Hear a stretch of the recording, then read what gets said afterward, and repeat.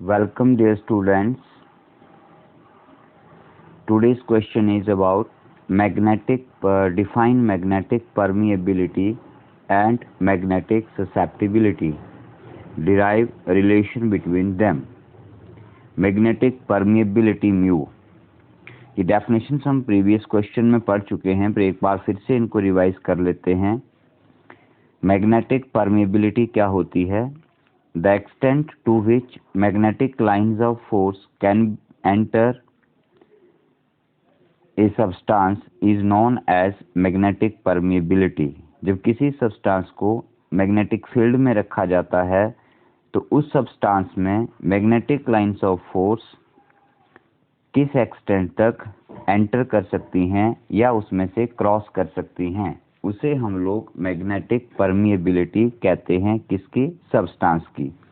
Mu से denote किया जाता है और इसका जो फॉर्मूला है वो होता है B/H, that is ratio of magnetic induction B to the magnetic intensity H। इन सब की डेफिनेशन के लिए बच्चों प्रीवियस वीडियो जरूर देखें। नेक्स्ट आता है magnetic susceptibility chi-m। It is the property of substance which shows how easily a substance can be magnetised when placed in the magnetising field. जब किसी सब्सटेंस को किसी फील्ड में रखा जाता है तो वो फील्ड उस सब्सटेंस को मैग्नेटाइज करती है। या फिर आप ये कह सकते हैं कि फील्ड में रखा हुआ सब्सटेंस मैग्नेटाइज हो जाता है, लेकिन वो सब्सटेंस कितनी इजीली मैग्नेटाइज होता है, आसानी से मैग्नेटाइज हो पाता है या नहीं हो पाता है, उसी के मेजर को हम लोग मैग्नेटिक ससेप्टिबिलिटी कहते हैं। इसे हम लोग chi-m से डिनोट करते हैं और इसे अगर मैथमेटिकली एक्सप्रेस करना हो तो इसका फॉर्मूला होता है it is the ratio of intensity of magnetization I to the intensity of magnetizing field H, I/H। ठीक है, तो बेटा BH और IH की डेफिनेशन के लिए प्रीवियस वीडियो जरूर देखें, अदरवाइज आपको ये वीडियो समझना थोड़ा मुश्किल हो सकता है। नेक्स्ट आता है relation between mu and chi-m, that is magnetic permeability और मैग्नेटिक ससेप्टिबिलिटी में क्या रिलेशन है। ठीक है, तो हम लोग जानते हैं कि जब किसी सब्सटेंस को मैग्नेटाइजिंग फील्ड में रखा जाता है तो वो मैग्नेटाइज हो जाता है। लेट अस से दैट हमारे पास एक मैग्नेटाइजिंग फील्ड है B0। ये हमारे पास कोई एक फील्ड है,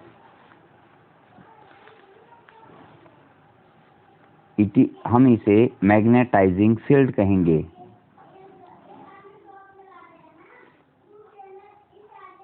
ठीक है, अब इस फील्ड में हम लोगों ने कोई ऐसा सब्सटेंस रख दिया जो कि मैग्नेटाइज हो रहा है, तो ये मैग्नेटाइजिंग फील्ड इस सब्सटेंस को भी मैग्नेटिक बना रही है। तो जब ये सब्सटेंस भी मैग्नेटिक बनेगा या मैग्नेटाइज होगा तो इस सब्सटेंस में भी मैग्नेटिक फील्ड प्रोड्यूस होगी, इस सब्सटेंस से भी मैग्नेटिक फील्ड प्रोड्यूस होगी। So let us say that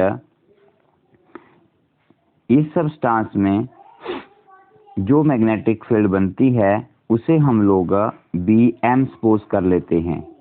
तो B0 जो है वो अप्लाइड फील्ड थी जिसे हमने मैग्नेटाइजिंग फील्ड कहा, और Bm आपकी मैग्नेटाइजेशन के कारण जो फील्ड बनी वो है। तो यहाँ पर जो टोटल मैग्नेटिक फील्ड है वो क्या हो जाएगी? वो हो जाएगी B = B0 + Bm, that is magnetic field due to magnetizing field plus magnetic field due to magnetic induction. ठीक है, बट प्रीवियस वीडियो में बेसिक डेफिनेशंस में हम लोगों ने देखा है कि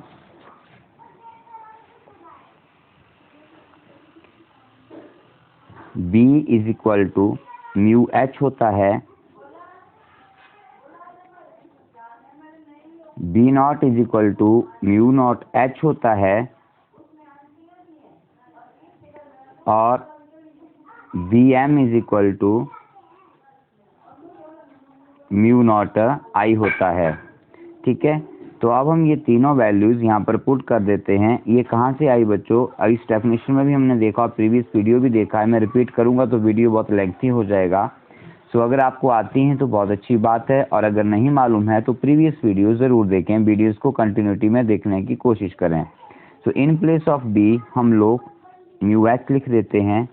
इन प्लेस ऑफ बी नॉट हम लोग म्यू नॉट एच लिख देते हैं, plus in place of B M हम म्यू नॉट आई लिख देते हैं।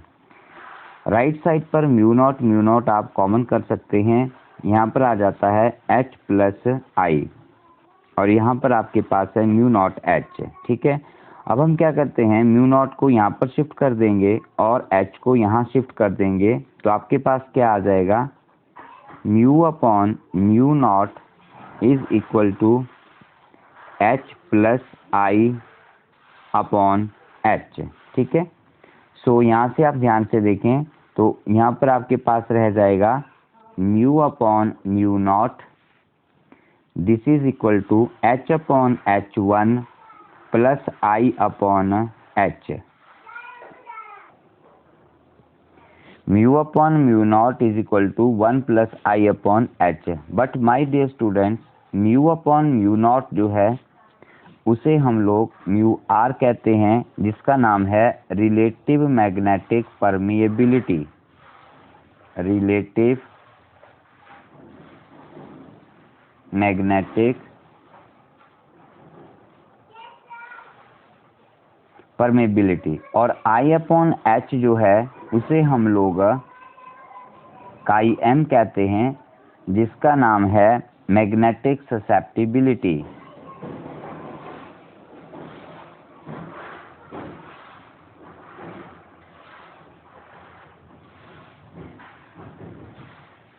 So replacing these two values, these two physical quantities, that is mu upon mu naught as mu r and equal to 1 plus I upon h as chi m.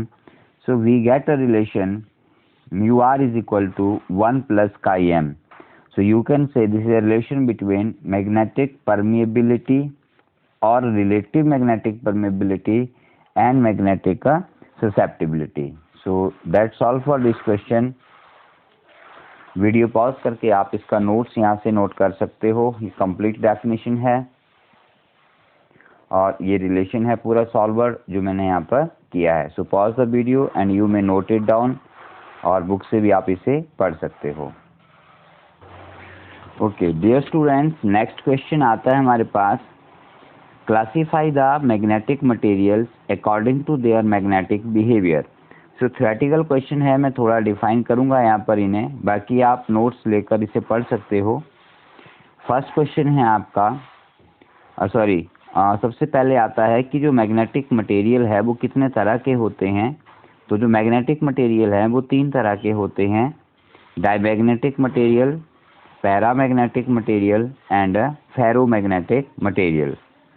First of all diamagnetic material, those materials which when placed in magnetic field are weakly magnetized in a direction opposite to that of a magnetizing field are called diamagnetic materials। ठीक है, diamagnetic substance, सबसे पहले तो ये समझिए कि magnetic substance क्या होते हैं या मैग्नेटिक मटेरियल क्या होते हैं। तो डियर स्टूडेंट्स, ऐसे सब्सटेंस जो मैग्नेटिक फील्ड में रखने पर मैग्नेटाइज हो जाते हैं और मैग्नेटिक प्रॉपर्टीज अटेन कर लेते हैं, उन सब्सटेंसेस को या मटेरियल को हम लोग मैग्नेटिक मटेरियल कहते हैं।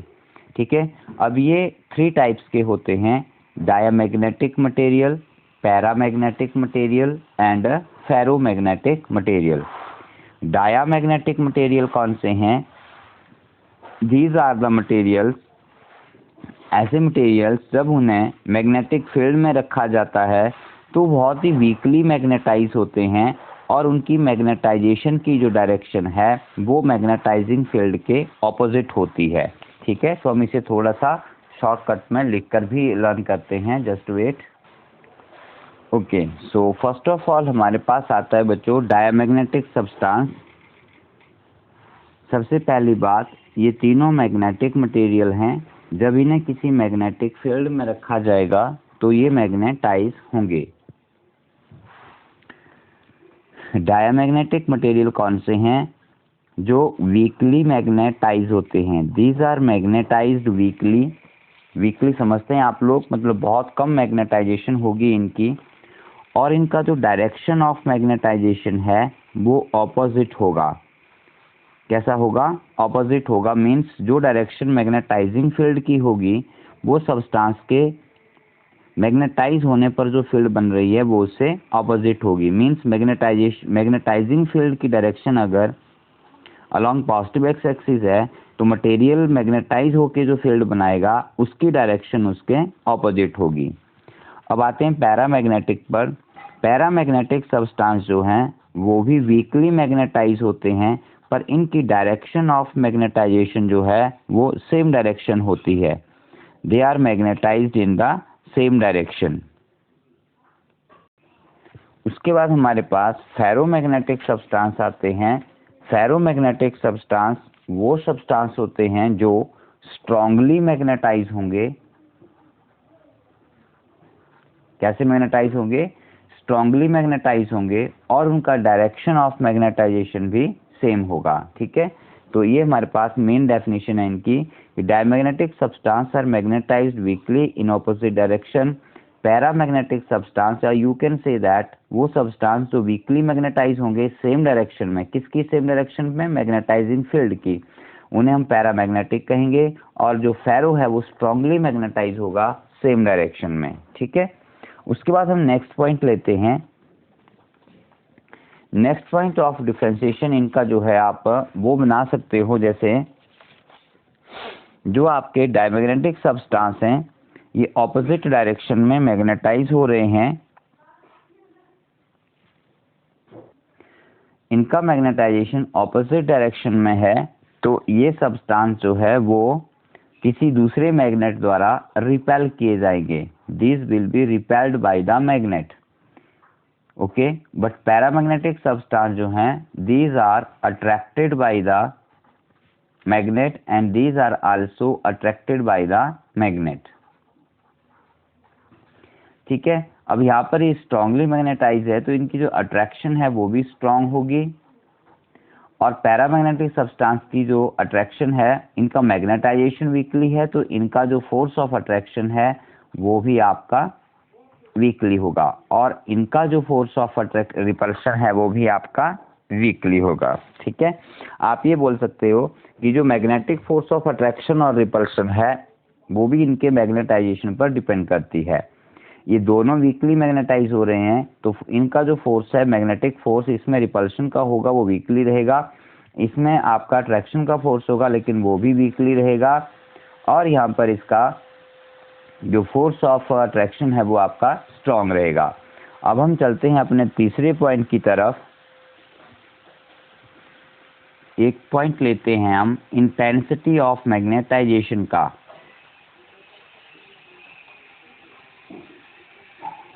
बच्चों पॉइंट्स को समझकर लिखने की कोशिश करना, रट्टा मत लगाना, नहीं तो आप कंफ्यूज हो जाएंगे। इंटेंसिटी ऑफ मैग्नेटाइजेशन का मीनिंग होता है कि मटेरियल कितना मैग्नेटाइज हो पा रहा है। तो this is very clear from here कि जो डायमैग्नेटिक सब्सटेंस है वो वीकली मैग्नेटाइज होते हैं तो इनका जो इंटेंसिटी ऑफ मैग्नेटाइजेशन है उसकी वैल्यू स्मॉल होगी। पैरामैग्नेटिक भी वीकली मैग्नेटाइज होते हैं तो वहां पर भी इंटेंसिटी ऑफ मैग्नेटाइजेशन का वैल्यू स्मॉल होगा, और फेरोमैग्नेटिक सब्सटेंस स्ट्रांगली मैग्नेटाइज हो रहे हैं तो इनका जो इंटेंसिटी ऑफ मैग्नेटाइजेशन है उसका वैल्यू लार्ज होगा।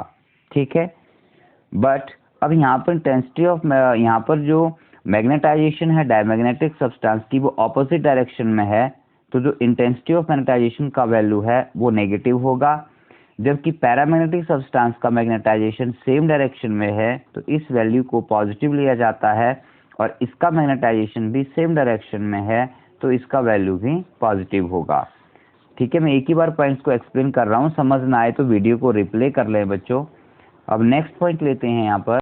नेक्स्ट हम लेते हैं यहाँ पर magnetic susceptibility.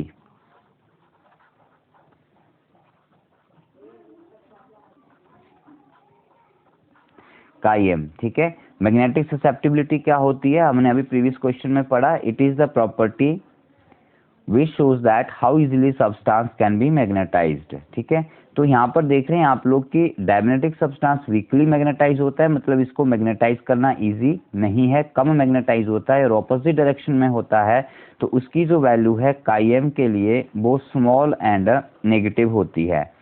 Same thing is here, यहाँ पर पैरामैग्नेटिक सब्सटेंस भी वीकली मैग्नेटाइज होता है बट वो सेम डायरेक्शन में होता है, तो वीकली मैग्नेटाइज मतलब इजीली मैग्नेटाइज नहीं हो रहा है, तो उसकी जो वैल्यू है वो स्मॉल होगी, और सेम डायरेक्शन में मैग्नेटाइज हो रहा है तो उस वैल्यू को पॉजिटिव लिया जाता है।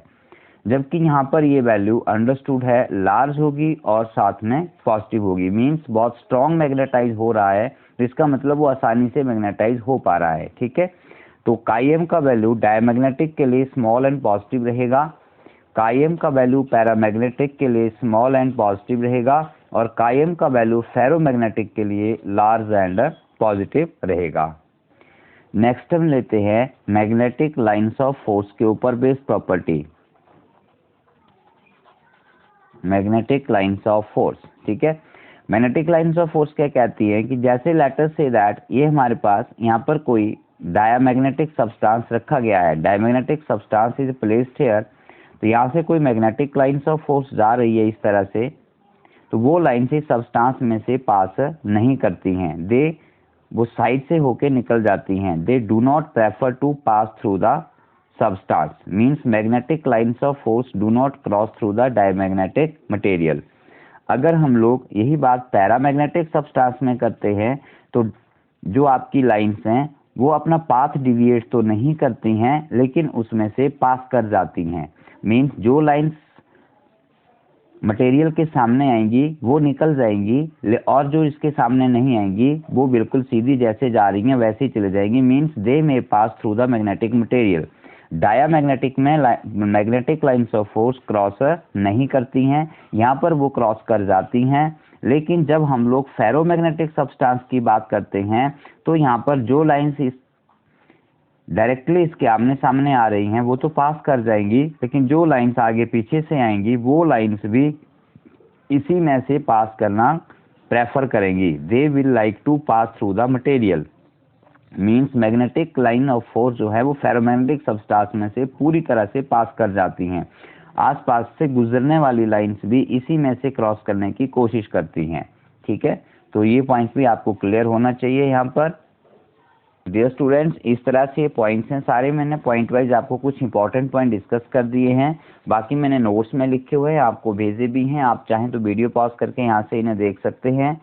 राइट, कुछ एग्जांपल्स भी आ जाते हैं यहाँ पर, डायमैग्नेटिक सब्सटेंस के एग्जांपल्स हैं copper, zinc, silver, gold etcetera. Paramagnetic substance के एग्जांपल्स हैं आपके aluminium, chromium, calcium, sodium etcetera. ठीक है, तो वीडियो पॉज करके आप ये नोट्स ले सकते हो, यहाँ से लिख सकते हो। तो ये क्वेश्चन आपका यहाँ पर classification of a diamagnetic, paramagnetic और फेरोमैग्नेटिक सब्सटेंस कंप्लीट हो जाता है। फेरोमैग्नेटिक के एग्जांपल्स हैं आपके पास आयरन, स्टील, निकल, कोबाल्ट एटसेट्रा। ठीक है, तो नेक्स्ट क्वेश्चन में हम लोग पढ़ेंगे कि इनका जो बिहेवियर है वो डिफरेंट क्यों होता है, मीन्स इन तीनों मटेरियल्स का बेसिक कॉज क्या है कि ये अलग अलग तरह से बिहेव करते हैं, जिसे कि हम थ्योरी ऑफ मैग्नेटिज्म भी कहते हैं।